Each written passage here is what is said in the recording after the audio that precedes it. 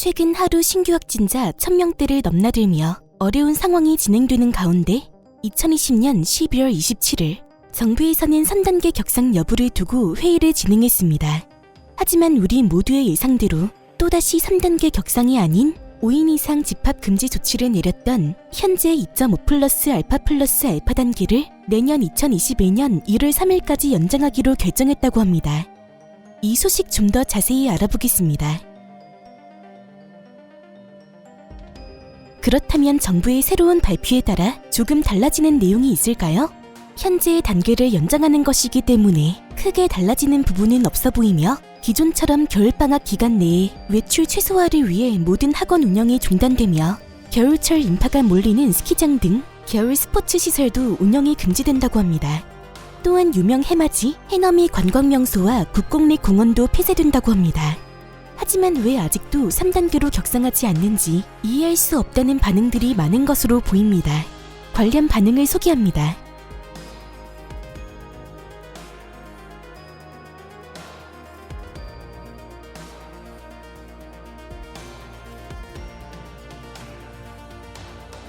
정세균 국무총리 발표에 따르면 이미 지금의 2.5+α+α 단계와 같은 특별 대책은 3단계보다 더욱 강력한 방역 조치가 포함되어 있다고 주장했습니다.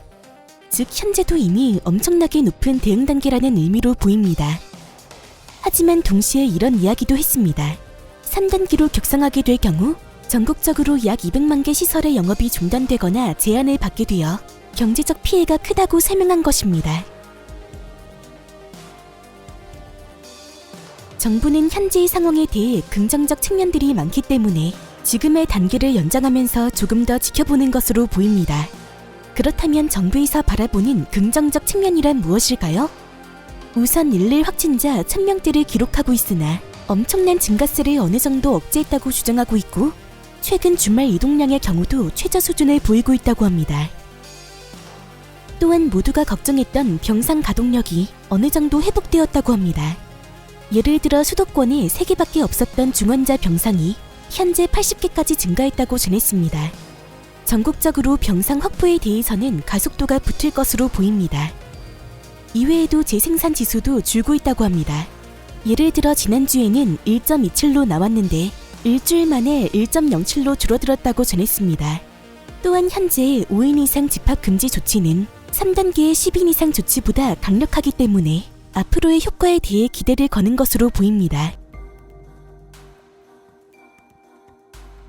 정부에서는 3단계로 격상하는 상황에 대해 설명한 적이 있습니다. 의료 체계가 아예 무너지는 상황에 직면하거나 역학조사가 감당이 되지 않는 수준에 놓였을 때 그때 3단계로 고려하겠다는 발표를 했습니다. 이것을 바꿔 말하자면 엄청나게 큰일이 발생하지 않는 이상 웬만하면 정부에서는 3단계로 격상하지 않겠다는 의미도 됩니다. 다만 적지 않은 국민들 사이에서는 그냥 아예 3단계로 빠르게 격상해서 짧고 굵게 현재의 상황을 이겨내는 것이 더 좋겠다는 여론도 많은 상황으로 보입니다.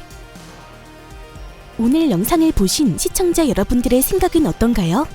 댓글을 통해 다양한 의견 공유해주세요. 그럼 또 다른 소식으로 다시 찾아오겠습니다. 시청해주셔서 감사합니다. 띵슈!